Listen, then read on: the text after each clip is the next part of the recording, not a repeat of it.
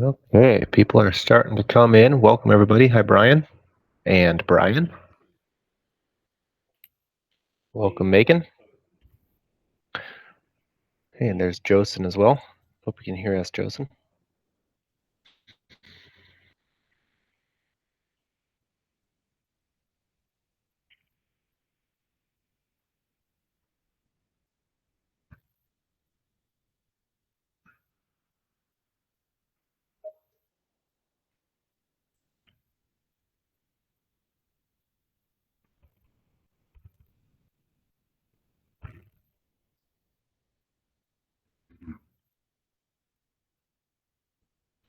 Welcome in, John.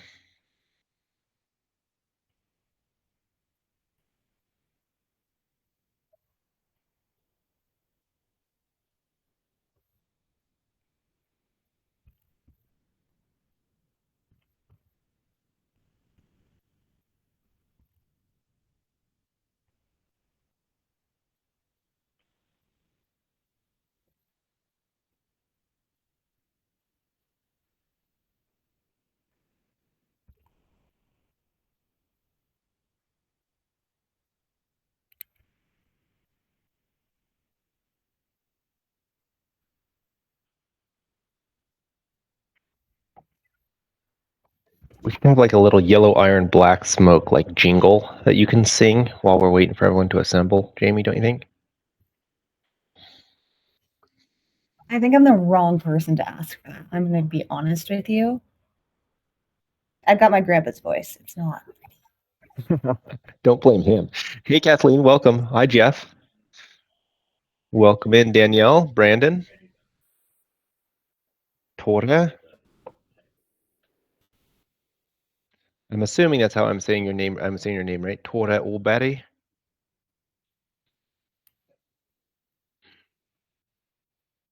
Welcome in, Jacob. Hello, Matthew. What would a yellow iron black smoke jingle? Like how would it go? I don't know, but maybe some of the people that are listening could help us out here. Whatever the case is, that you know it's going to be really corny. Oh, drop in the chat your favorite line. And negative points if you try to use ChatGPT, everybody. Hey, welcome in, That's Eric. what I'm Hi, doing right Scott. now. Dang it. Negative points.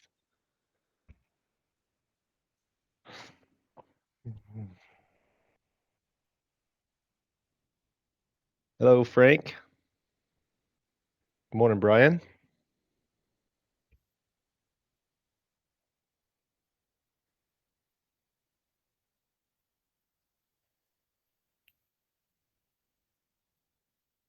I mean, this is pretty good. Morning, Penny. Hey, Ron. Good to see you again.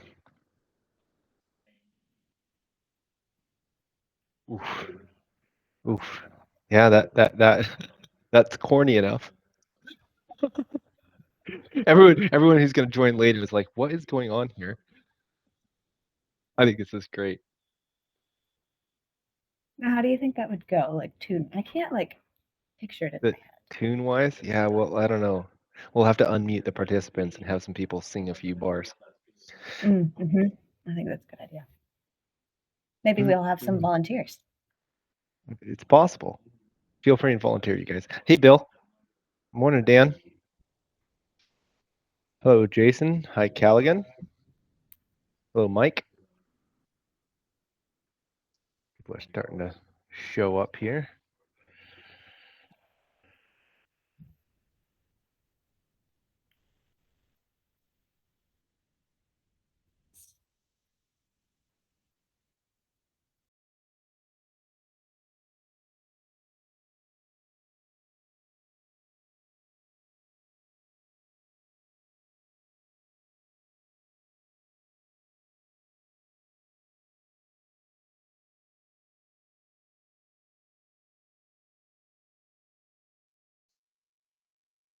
Welcome in, Justin.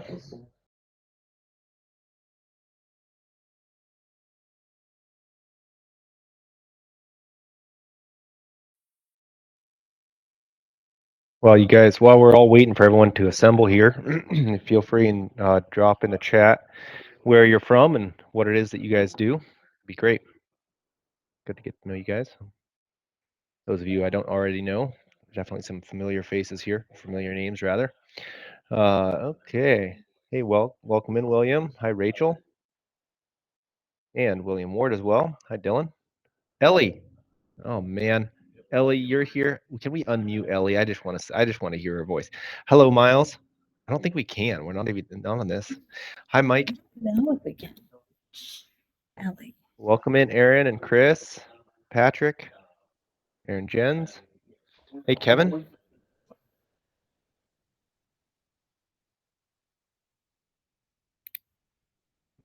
We can invite her to co-host.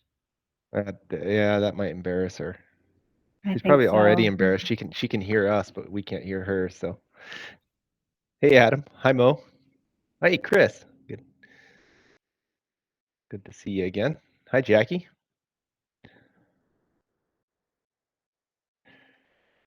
There's a few people here that have been through boot camp already. They kind of know what I'm about to say, and they still came back for more. That's saying something. Ellie All said right. she's literally LOLing. So just imagine it. All right. Yeah, this is great. Oh, oh, Dylan, data analyst with Morgan Corp. Oh man, you are in good hands there at Morgan Corp. That's great. You've got good data to look at. Okay. I'm going to let people, usually give people until 3 after the hour to assemble and work through any of the technical kinks. Hi, Jeff, Mike, Zachary. So I did pin a message where I attached the link to webinar number 2. So you guys can sign up for that one if you'd like. That one's all about fleet reliability. Okay, perfect. Let's see here.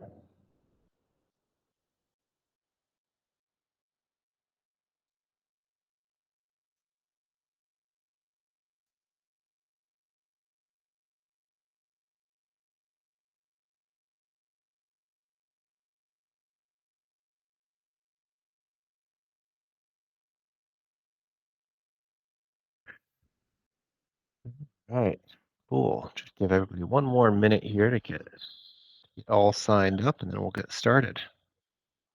Hey, Lars. Good to see people from the dry side of the state come watch us over here in the rain. Hey, Jeremy. Hi, Karen.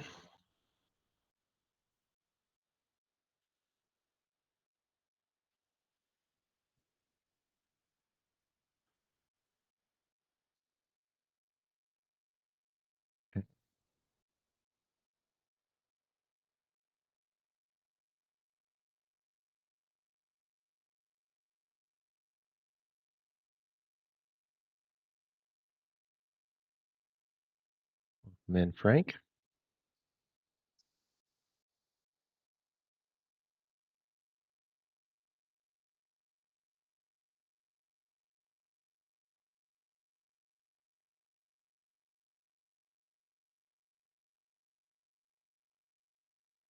Ross. All right. It is 3 after the hour. Why don't we go ahead and get started? We'll probably see a few more people trickle in as we go. But yeah, welcome everybody. I just glad you guys could make it to this first of 4 series of webinars here. This is the Yellow Iron Black Smoke webinar series. This is number 1, and you're here, I hope, to understand how to know your equipment costs, because that's what I'm going to talk about. If you're here for something else, then I'm sorry. I don't know if I can help you. I'll try to tell some jokes to help you pass the time.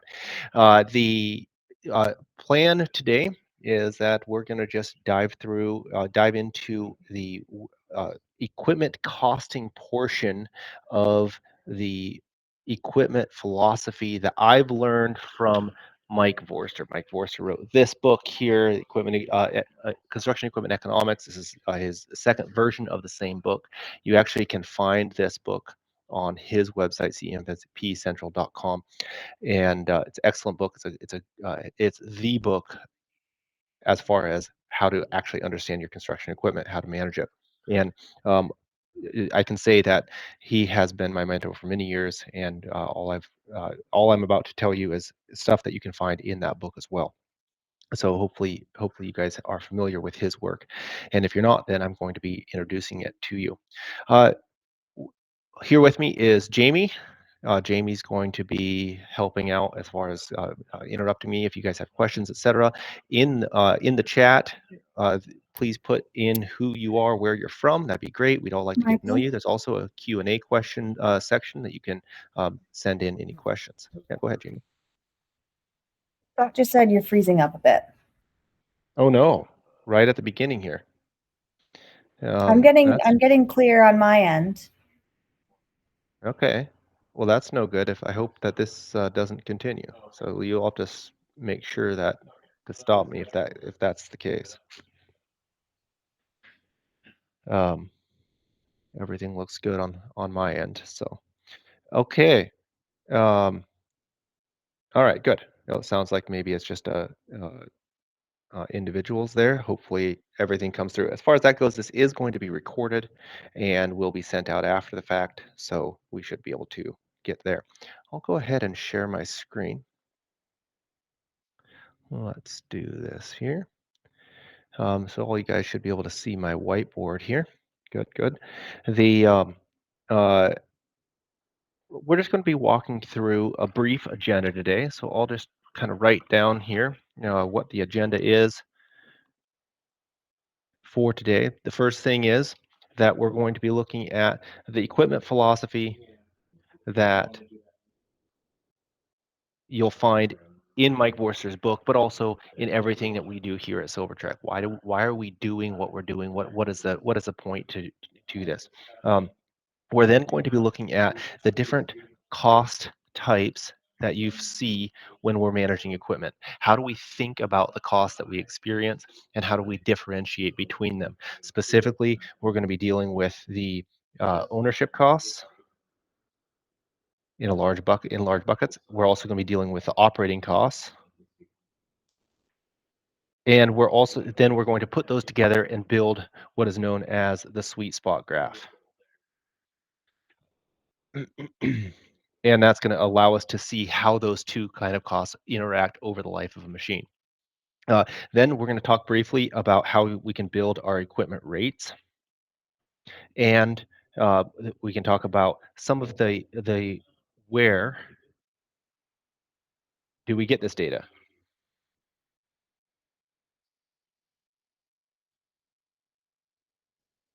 And then at the end, there'll be time for some questions and answers. As we go, please throw your questions and answers directly in the question and answer. Jamie's here to interrupt me, and we can take it on the fly. I don't have any problem with that. But we'll also have time at the very end if you guys have some specific questions. Okay, well, that's with that agenda out of the way, let's go ahead and dive right in. What is the equipment philosophy? Why are we actually here? What are we doing?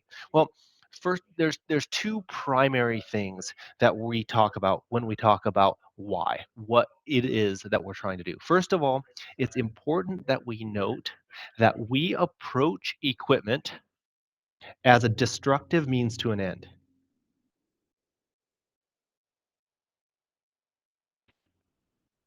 That is, we believe that your equipment is not there to be an ornament or to be a trophy.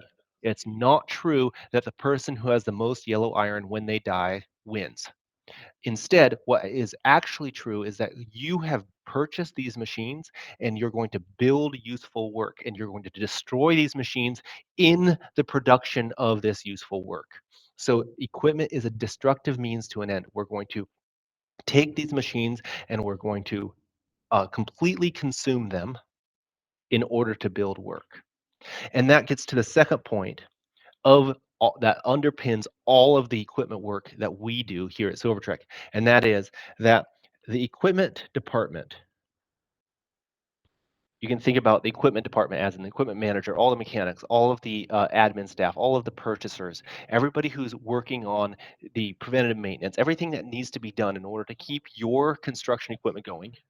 The equipment department serves operations. And this is an important concept because we know that in a construction company, it's operations that's making the money. In other words, it's the people who are out there serving the customers that actually make our money. And you can think about this in a number of ways, but if we're not able in equipment to provide equipment that is available to our job teams, if we're not able to actually get this equipment in a usable way at the right time to the equipment department or from the equipment department to the operations department, then they're not able to build usable work. In the end, our customers are not paying us because we own an excavator. They're paying us because they need something built. And we're building something. We serve operations. And so these two pieces are something I bring up often as the underpinnings of everything that I'm about to talk about.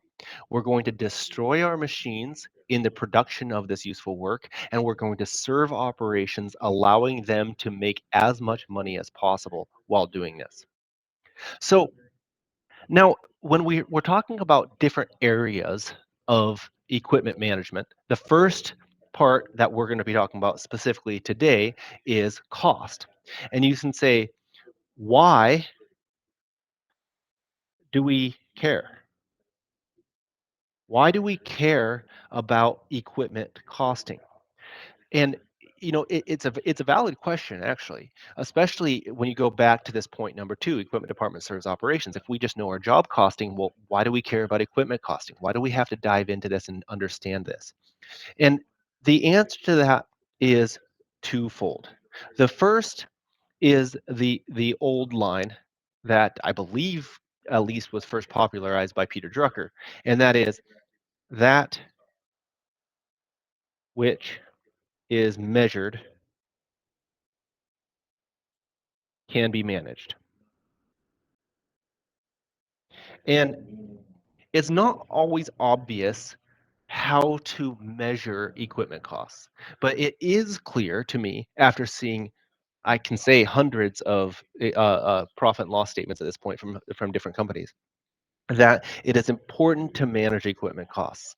Many of you possibly have experienced this situation where we have jobs that make money and everything looks good on the P&L, but we've spent so much money in our equipment, in the indirects or our scattered around into our non-job costs on our P&L, that at the end of the year we've actually lost money.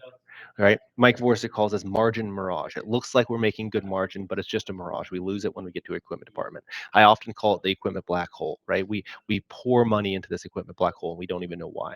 And we need to manage this cost. We need to make sure that we're spending no more than we need to.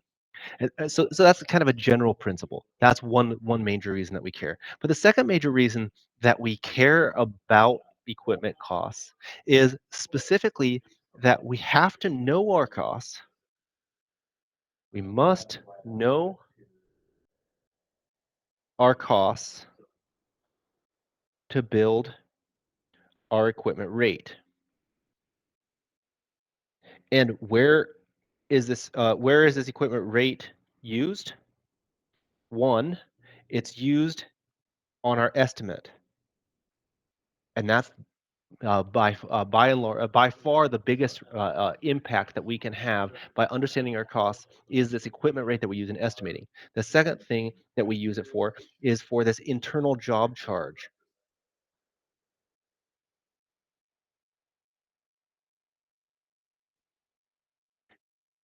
Or also known as equipment revenue, that we charge from the equipment department to our jobs to make sure that they're being charged appropriately and we can get the right allocation of cost to the right job.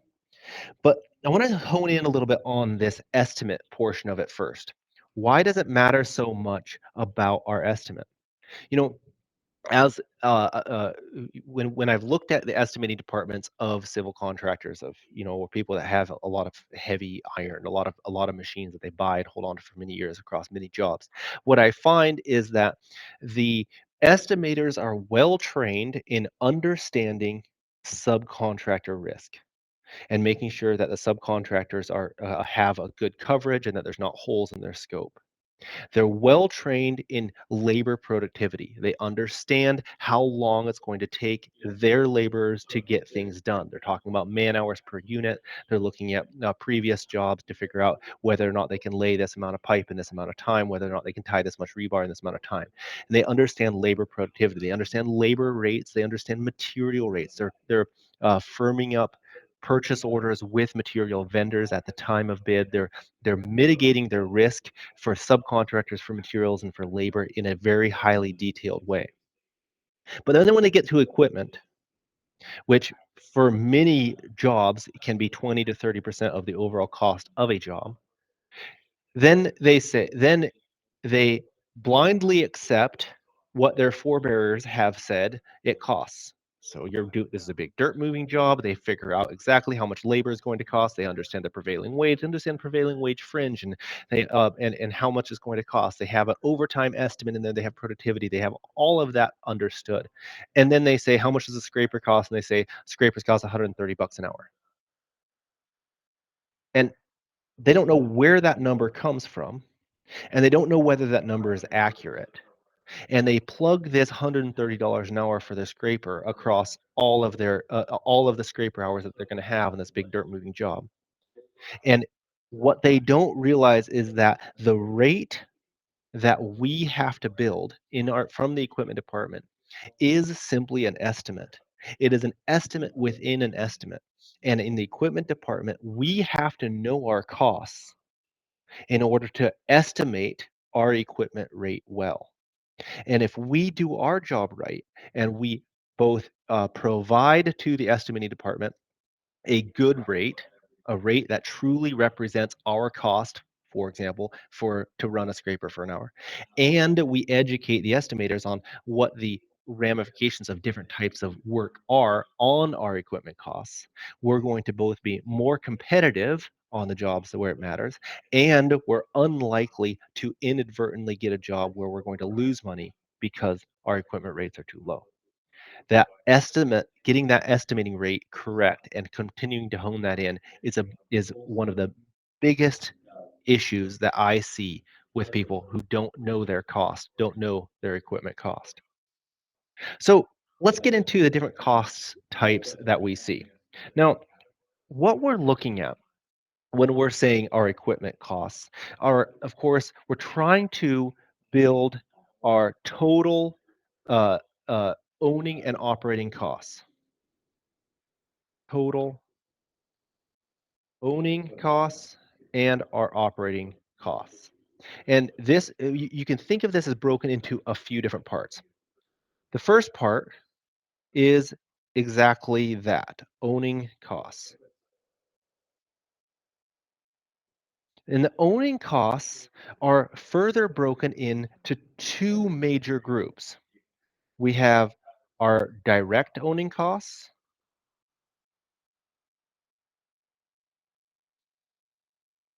and we have our other owning costs.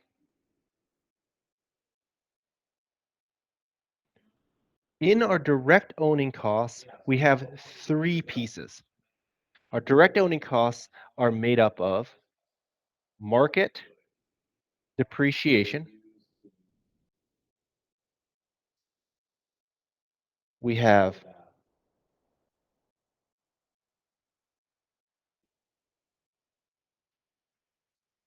our loan costs, our lease and rental payments, and we have capitalized repairs.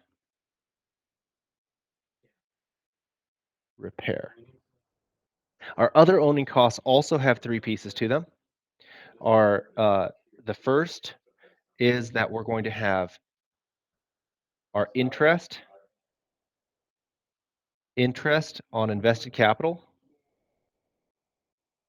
It's not free to borrow money, and that's a portion of owning costs. The second is that we have our statutory and legal costs, like registration and insurance. And then we have our equipment overhead costs. And equipment overhead costs are things like the equipment manager salary and the cost of the facilities. These are relatively fixed costs that we experience every single month.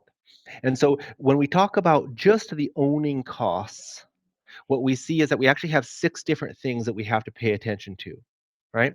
Um, we have our direct owning costs, which include mostly our market depreciation for our purchases, but also we have all of those leases, right? RPOs, the rental costs that come into that. And then we also have our capitalized repairs. There's many times where you may have rebuilt one of your machines because you expect that to substantially extend the useful life of your piece of equipment. And that's also now considered an owning cost.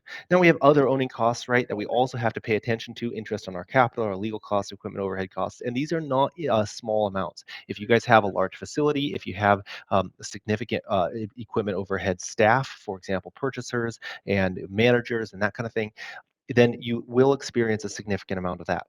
We typically see the other owning costs to be somewhere around 10 to 15% of all of our costs as related to equipment, or somewhere around uh, that number, 10 to 15%. Now, we also have our other side of the cost house, and that is our operating cost. And our operating costs, you can say, are all of the costs that are incurred as soon as you turn on the key, right? And these we break into 3 overall buckets. One, we say our constant operating costs. 2, we have our age dependent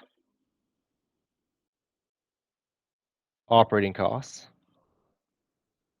And 3, we have fuel. So inside of our constant operating costs, we can say that the first one that is obvious is our preventative maintenance, right? Preventative maintenance. We just have to go out there. We have to change the oil. We have to make sure to change the hydraulics. We need to do all the things that we need to do to do our preventative maintenance to make sure that we don't experience down events. We also have our routine replacements. And our routine replacements can be numerous different types, but one of the more common ones that you'll see is an undercarriage replacement. So we know that we're going to be replacing our undercarriages. If we have any data for our machines, we're going to be doing it, right? Maybe we'll do it for our machines at 6,000 hours, etc. Anything that we can, the ground engaging parts that we know we're going to have to replace. Tires fall into this category as well. These are things that we can predict with relative certainty when we're going to have to do this, and we can predict with relative certainty how much it's going to cost for us to do this. There's no reason for us to not predict it if we can. And then the third part of this constant operating costs are our indirects.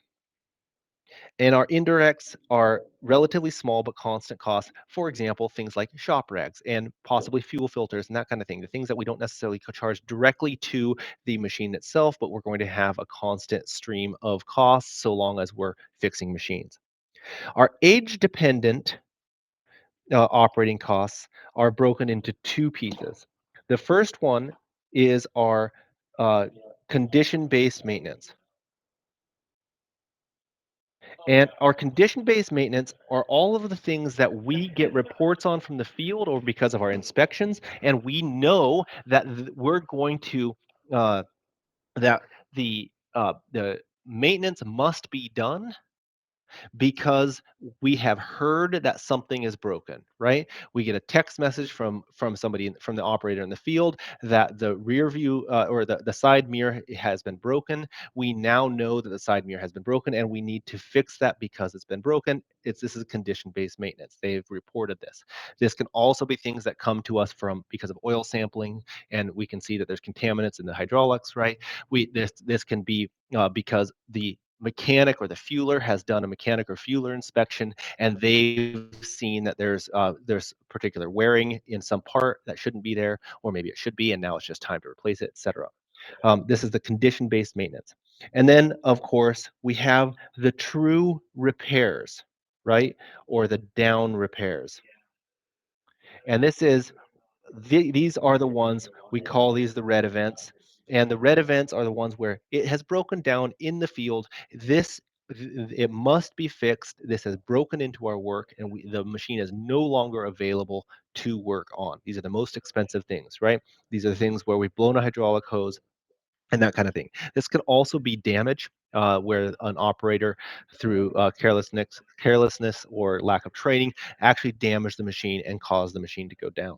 These are the repairs. Those two pieces are the age-dependent operating costs. Now, what we see is that the condition-based maintenance and the repairs, they start out relatively low at the beginning of a machine's life, and they rise over time. And then of course fuel. And fuel is simply just fuel. We typically see that being a constant over the life of the machine. So we've been able to take this thing called equipment cost, right? That maybe is a single line on your profit and loss, and that says cost.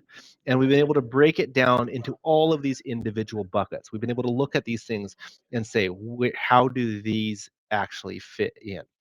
Now, it's important to know that the primary two groups, owning and operating costs, have a very different, they affect your company very differently over the life of a machine. They act very differently. They have different risks associated with them, and they need to be managed in a very different way. So let's talk about owning costs first. Owning costs tend to be relatively fixed large dollar item costs. You can think about this as market depreciation, for example, right?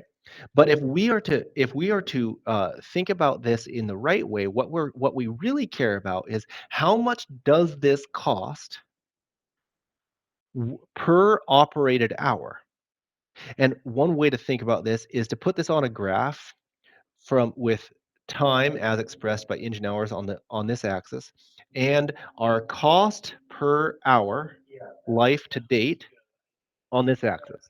And you can think about these owning costs as something that you're going to spend a lot of money up front, and then you're not going to spend a lot of money for the rest of the life of the equipment. There's going to be some that trickles in, especially in the other owning costs, interest and capital, legal costs, etc. But they're mostly fixed costs at the beginning of the life that get amortized out over the hours that are worked. So how do we drive this cost down? Well, that's simple. We just use it for more hours for the same fixed cost. In other words, when we have a machine that's brand new, let's just say that we've spent $100,000 cash outlay on a machine and we've used it for 1 hour, that hour is $100,000 per hour.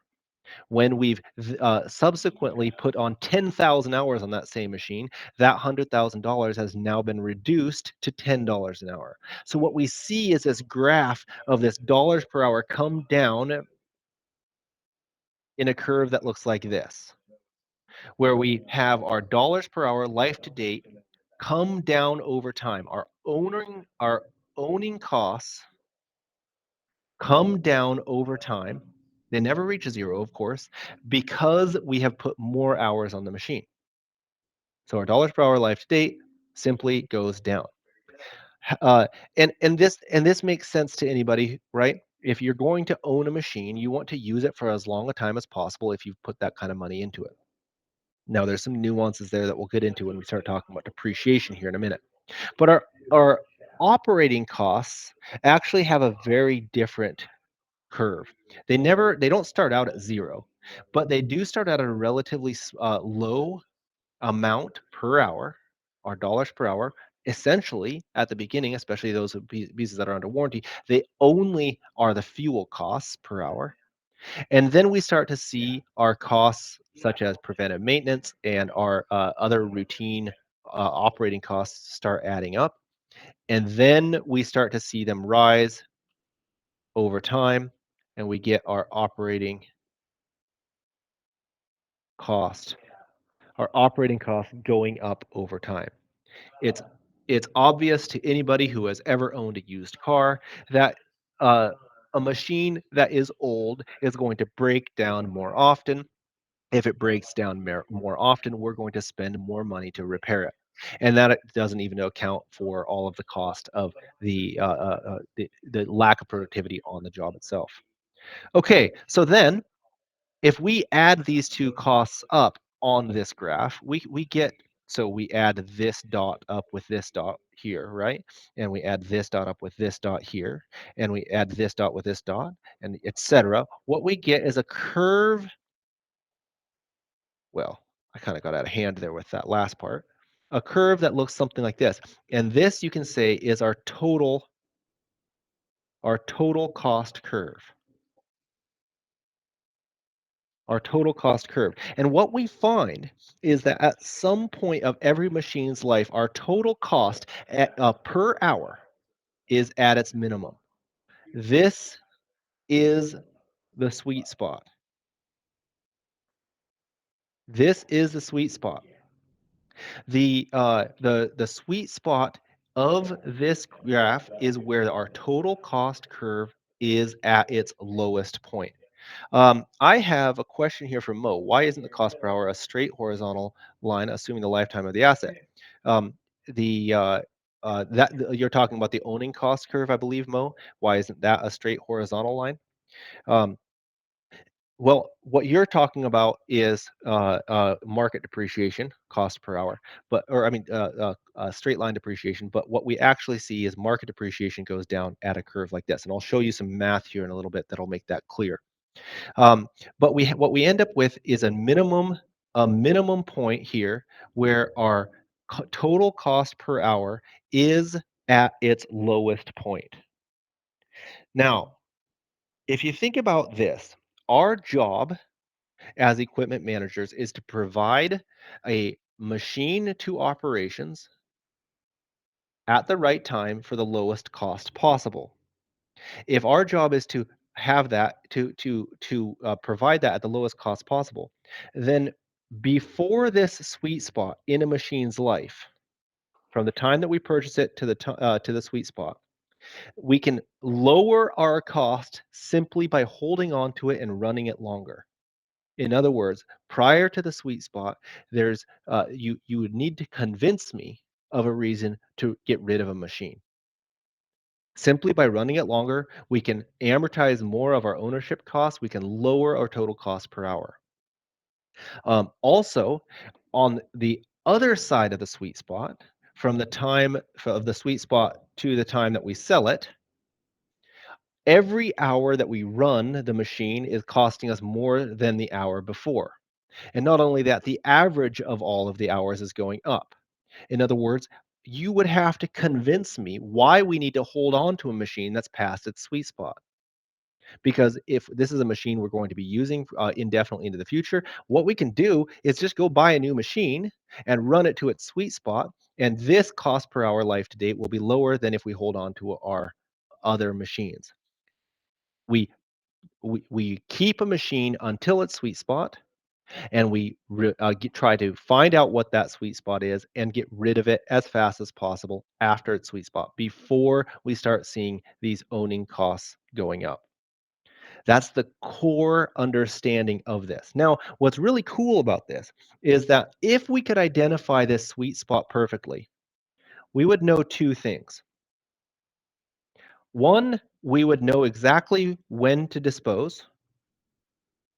When do I dispose of this myself of this asset? And we would also know the rate. Wait a minute, Michael, what do you mean you know the rate? How can you know the rate just from this? What about for my machine that's up here, right? The brand new excavator I've only had for 1 year. You just said that the total cost per hour is quite a bit higher. Ah, yes, but if I know I'm going to keep that excavator for 5 more years because the sweet spot is at year 6, then I know that my life to date rate is going to be this rate.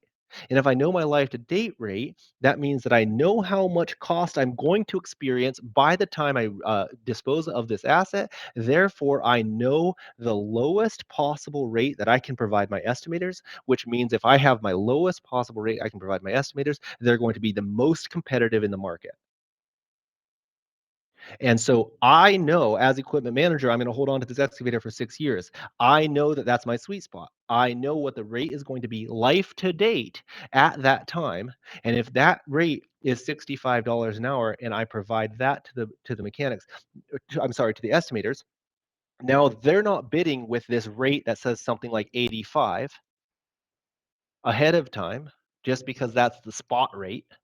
They're using the rate that we will experience when we amortize this out over the life of the machine, and they're going to get the work that allows you to be competitive and make the money to continue on as a business. So we would know the rate and we would know when to dispose of the asset. This is a huge thing. Now, I want to get into some of the nuances here. Mo has a really good question. Why isn't the cost per hour a straight horizontal line?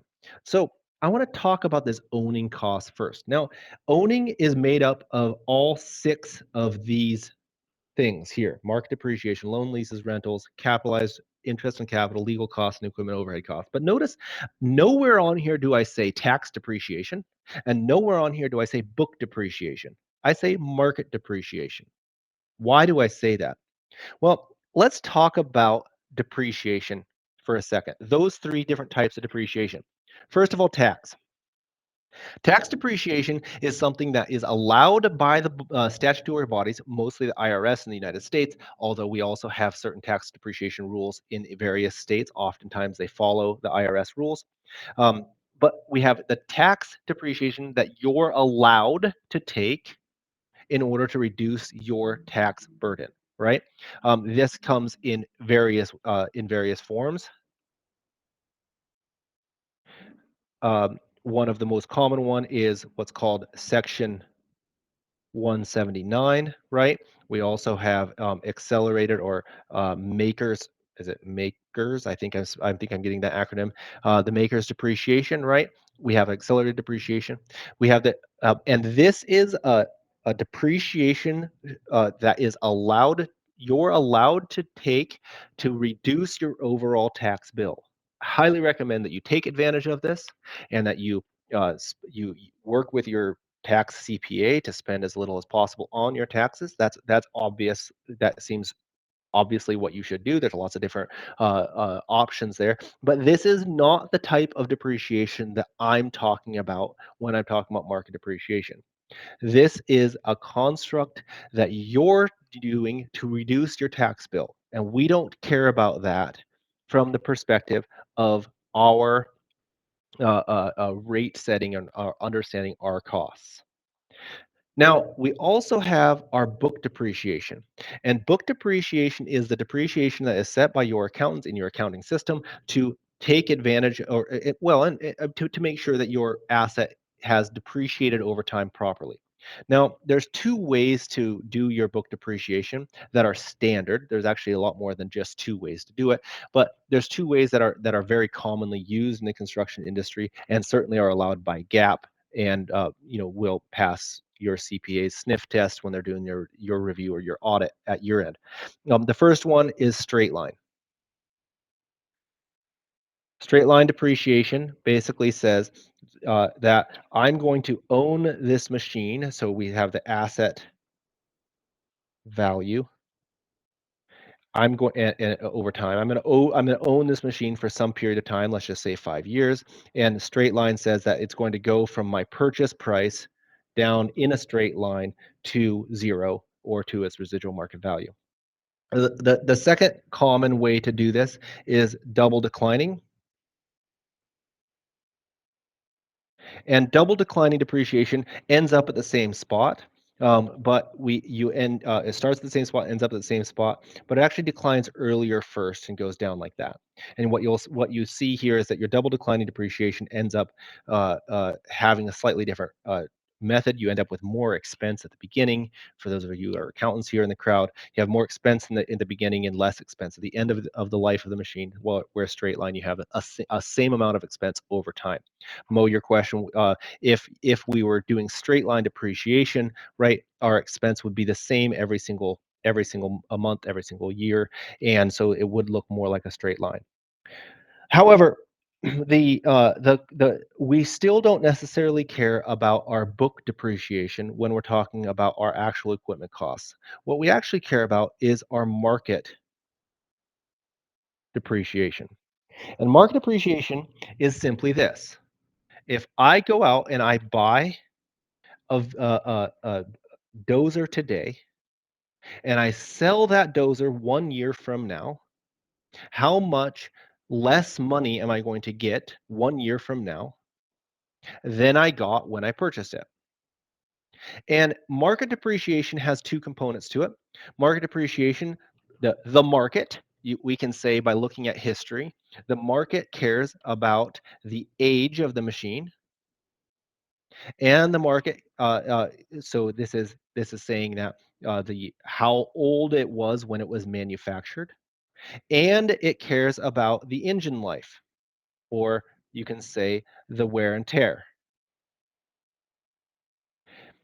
And when I did a informal study on the 320 size excavators, right, the 20,000 ton excavators across time, what I found was that on that particular size machine at that particular time, that roughly 50% of the market depreciation was based on how old the machine was, and roughly 50% of the depreciation was based on how much the machine had been used. In other words, you could sell at Ritchie Brothers auction a machine that is twice as old and half the hours, right? For the equivalent money as you would sell for a machine that was half that age but had twice as many hours. It's roughly 50% based on the age, roughly 50% based on how many hours, how much work has been put on these machines. And so what we actually care about when we're setting our rate is this idea of market depreciation. Unfortunately, we don't have a really good way of estimating our market depreciation, and so we have to often rely on our book depreciation as an estimate of that. Now, if you're going to come to the boot camp, we're going to spend a lot more time talking about how to set up your book depreciation. But I can say this: that if you're buying a new piece of equipment, then use double declining. And if you're buying a used piece of equipment, use straight line. And furthermore, the accountants, I love you accountants. I am an accountant. Don't tell anybody. But the accountants should not be the ones who are setting the residual market value. It should be the equipment manager. You should be asking the equipment manager both for the length of time you're going to own it, and you should be asking the equipment manager how much they're going to get for it when they sell it. This is going to be an estimate, but it's going to be a better estimate if they make it than if you make it as accountants. And if you just do these things, these three things, your book depreciation is going to roughly be a good estimate of your market depreciation. That is, ask the equipment manager for residual market value, ask the equipment manager for the length of time you're going to own it per piece, and use straight line for used, double declining for new. You'll be fine. That'll be a good estimate of that. What you'll find is that when you take these costs, these estimating costs, and you map it over time, you will get a curve that looks like my orange curve here. That it starts out high cost per hour and goes down low cost per hour, even when we have a straight line machine. This gets much more level with older used machines. If you buy an excavator at 12,000 hours and run it to 15,000 hours, this is a much flatter line than if you buy a skid steer at 0 hours and run it to 3,000 hours. Anyway, I could go on at length. It's a super interesting topic, but I don't want to spend too much time here because I know that we have plenty of other things to cover. These operating costs, as they go up, have an interesting aspect to them. So if we are to go and look at, well, I better go and review these operating costs. Every time I look at my handwriting after I've written it, it just embarrasses me. But we have all of these different types of operating costs, right? We have our fuel, which is relatively standard. We have our preventative maintenance. We have our routine maintenance. We have our indirect costs. We have our condition maintenance, and we have our repairs or our down events. What? How do we think about these costs? One of the things that we've done, and I say we, but this was actually one of Mike Force's graduate students named Zane Mitchell. He said, how do our operating costs, not not per hour, just the total operating costs, how do they behave over time? And our operating costs, so he did a sample of hundreds and hundreds of machines at hundreds and at several different companies, and he found that when he mapped this out, that with a scatter plot, what he found was that put a line of best fit to all of these costs, and of course, the older the machines they were, the better, the more cost there was. When he put a line of best fit, quadratic line of best fit to this, he found that the costs don't just go up, but they rise exponentially, right? We had a quadratic equation, right? Ax plus bx squared, for those of you guys who remember your algebra. And basically, this coefficient b just says that the costs rise exponentially at the end of the machine's life. Well, not just at the machine's life, but throughout the machine's life. And also and that's why we call this the Mitchell curve, because of what he found. He did this all by hand in the 1990s. Okay, he did have a computer, but it wasn't like he had the same tools that we have available to us today. The What we also find is that this coefficient b, that is how much of an exponential rise we have, tends to be higher. So b, that is, it have an exponential curve that is higher for the small and especially vibrating machines. And we have a B that tends to be lower for the large fixed machines. For example, our very large mining haul trucks have a very low coefficient B. In other words, when we did this same map here for those trucks, we would actually, instead of seeing an exponential rise in cost, we saw just a linear rise in cost. Now, it still is more expensive over time, but it's a linear rise. But when we looked at the small vibrating machines, especially things like skid steers, things like that are vibrating trench rollers, those kind of things, we had a very large coefficient B. In other words, it was a curve that looked more like this. Now, this has a large effect on that graph that we talked about before. When we look at our operating costs and we look at how it's going to rise, the more exponential we have, the more likely, if we have something like a vibrating trench roller, the more likely it is that our sweet spot is going to be early in a machine's life. In other words, the costs of operating them are going to rise to the point where where we're going to be past our sweet spot early.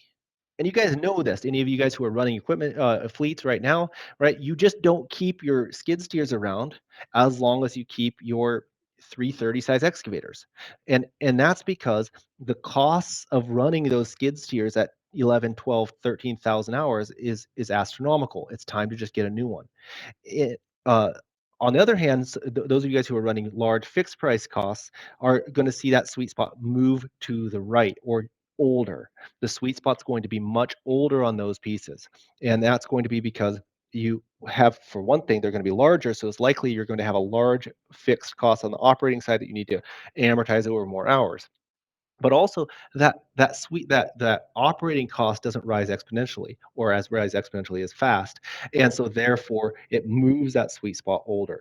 Sweet spot is not the same for all of your machines. There's a sweet spot that can be found for uh, every single one of your costs. Um, Mo, you have another question here. Should damage repair costs be part of the operating costs of equipment, or should that be a bill that operations pay because their operator is responsible? Excellent question, and I'll answer it shortly. The equipment department needs to be responsible for getting it fixed and getting it fixed fast. However, if you have a good CMMS or that's a good work order system, you should classify those as what we call a black work order or a damaged work order. And after the machine is repaired quickly, the full cost of that damaged work order, parts and labor costs, should be charged to the job as a job cost and not included when calculating the sweet spot. It should be excluded from this operating cost curve because damage, uh, preventable damage, can be should not go into whether or not you should dispose of an asset unless it has long-term consequences. Generally speaking, that should be charged to the job. Good question. So we have our two different types of costs, right? Our owning costs and our operating costs, and we're able to take our costs, we're able to map them out over time, and we're able to say when we should dispose of an asset and what our rate should be. Now, where is this data actually going to come from? Well, first of all, we have our accounting system itself. Hopefully your accounting system has a way of tracking costs to your individual pieces of equipment. I know that some of you guys that are here have Computeries, some of you guys that are here have Vista, some of you guys probably have other systems, but in your accounting system should be the first place that you go to find your equipment costs. If you have the ability within your accounting system to put it into those cost types that we talked about before, that's even better because you can separate out your owning costs from your operating costs and look at those pieces of equipment. So where should the data come from?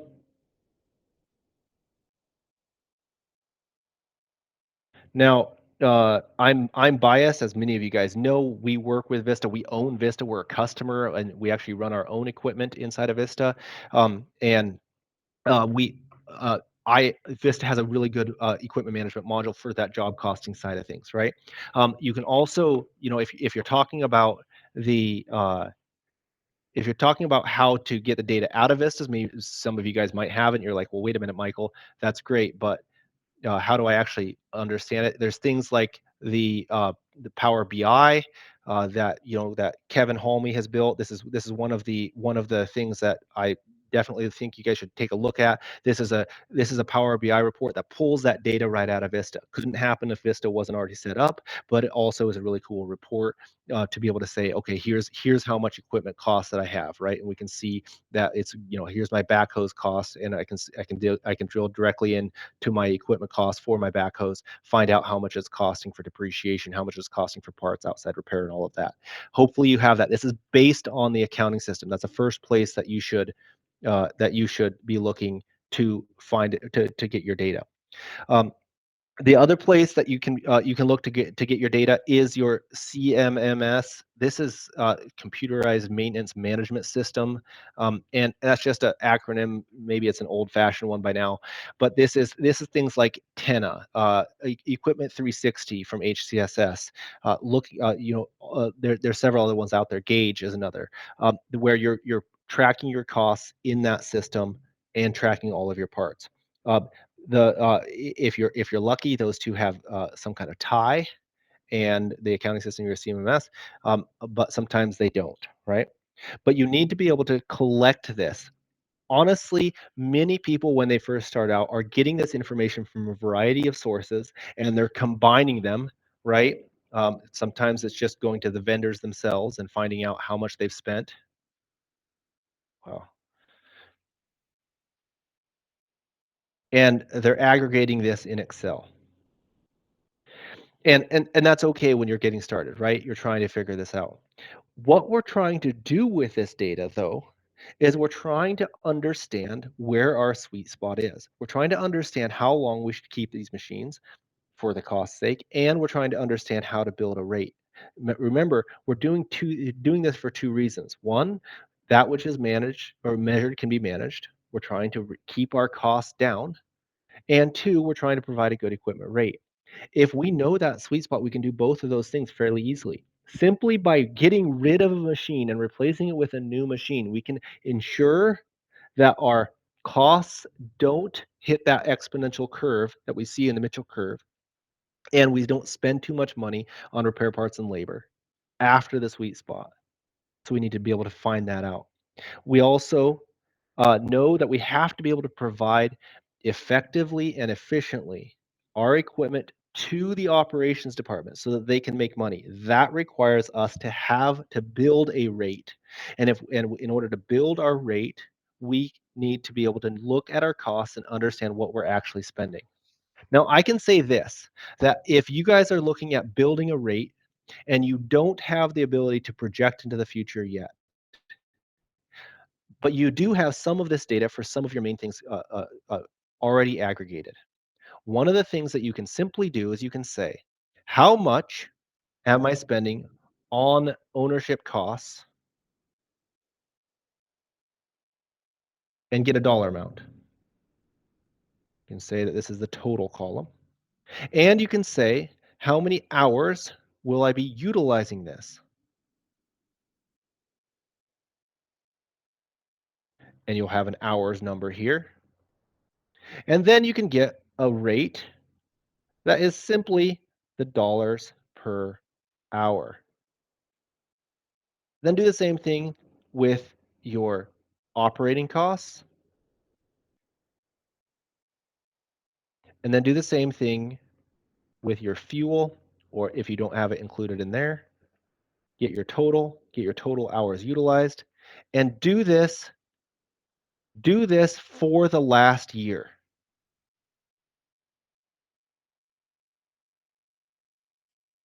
Now, this is a very, very basic rate calculation. But if we take these three rates and add them together, and we get our dollar per hour total for ownership, operating, and fuel, and you compare this to what you're currently using for bidding, you might be surprised. You might find that for a given category of equipment, that you're spending far more or far less than what you think you are. And if you're spending far more than on a dollar per hour basis than what you're charging in your estimate, every time you bid a job, you're fooling yourself. You're not making the job margin you think you are. And if you're spending far less than the rate that you have in there, then you're not as competitive as you should be. And your competitors who better understand their job costs are the ones who are going to win that job, all else being equal. It's important that we look at the last year and we calibrate our rates. And we say, what is this cost? This is a very, very simple rate building exercise. And on Mike's website, you can see there's some small tools that you can use as part of the book to actually build this out, be much more complex than this. But this at its core, understand your ownership cost, understand your operating costs, and understand your fuel costs, find your dollar per hour rate, compare that to the rate that you're using currently to bid, and then calibrate that rate appropriately and charge your jobs internally for that.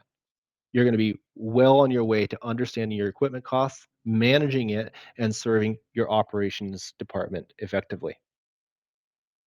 Okay, with that, we are almost out of time, but I'm going to stay on here a little longer. If you guys have any questions, please feel free and hammer me with questions.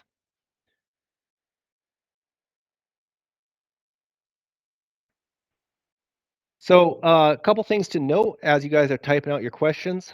First of all, we're going to be putting on a equipment boot camp again this year. This is the 7th year running that we have done this. And the first boot camp session 1 is June 25th and 26th. This is a boot camp of 5 in-depth sessions where we're going to be diving into individual pieces of equipment management. The very first one is going to be on equipment costs, etc. And those they're 4 remote sessions where you together with your cohort, which is a group of other like-minded contractors from all across the country, you're going to be spending 2 days for 5 times each, so a total of 10 days, understanding equipment at its really, really real level. We're going to be using your data and making meaningful change in your organization over those 5 months that we do this. the last session, we're all going to get together in person here in my hometown, Battleground, Washington, at our event space, and we're going to meet each other in person and really dive into the last piece of that. Hope you guys can join for that. Also, there is a webinar coming up, the second webinar in this series on March 19th, another hour. We're going to be talking specifically about fleet reliability. That's on March 19th at 10 p.m. Pacific, 1 p.m. Eastern. And we're going to be going into just that another little piece of that reliability, looking at the Mitchell curve and looking at some of the things that we can actually do about it.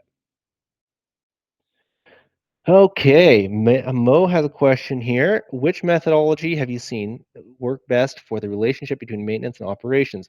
Operations owns the gear and maintenance fix it and bills each work order just like they're a shop down the road. Maintenance owns the equipment and they bill ops a flat hourly rate. Hard to say, Mo. First of all, of those two options, if those were the only two options, I would say that the second option is probably better. Maintenance has the long-term view that it's necessary to really understand the equipment, and they probably have a better understanding of how much is being utilized and should provide a flat hourly rate. Operations has a short-term view. They're appropriately looking at a job to job and a job profitability, and oftentimes the equipment comes out worse for the wear. I talked to a man who worked in a larger company that did 100% of their work in joint ventures. He said that they would sell their equipment to the joint venture, and then they would buy back the equipment at the end of the joint venture. And understandably, once they bought back their equipment from the joint venture, it was total trash. Like they had abused the machines.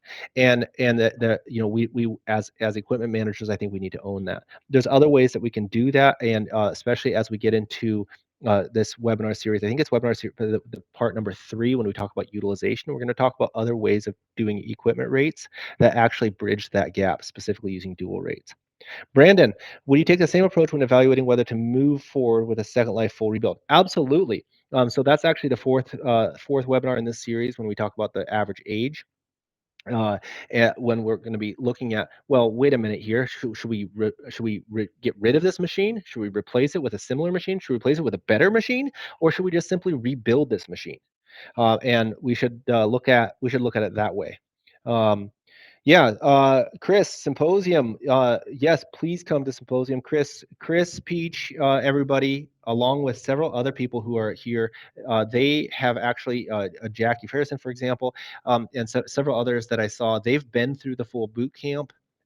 And everybody who has been to a boot camp, we invite to an equipment symposium where we all get together. So this is a much bigger gathering. We're going to be doing that in Vancouver, Washington, Battleground, Washington area in October of this year.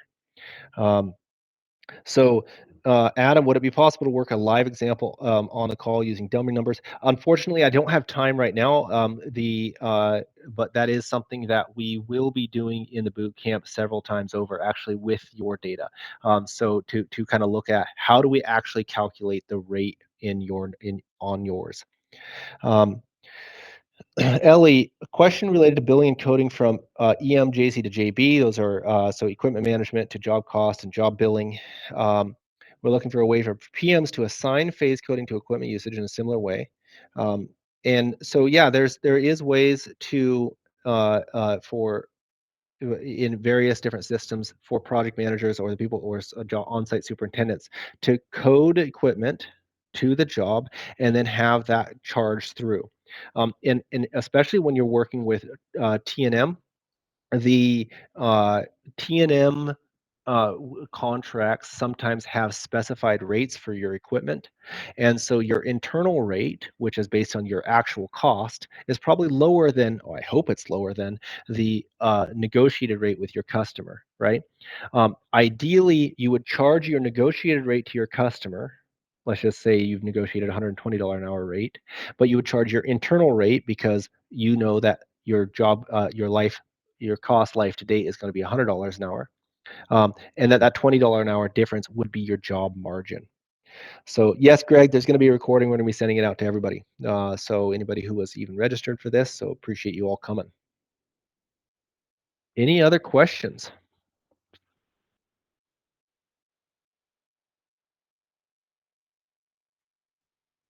like we have a couple people typing. Okay, cool. Yeah, you bet, Jeff. Thank you for coming, and thank you all for being here. I appreciate it, and hopefully we'll see you in a few weeks when we do the webinar for number 2, Yellow Iron Black Smoke on reliability. Appreciate it. Thank you all. Bye-bye.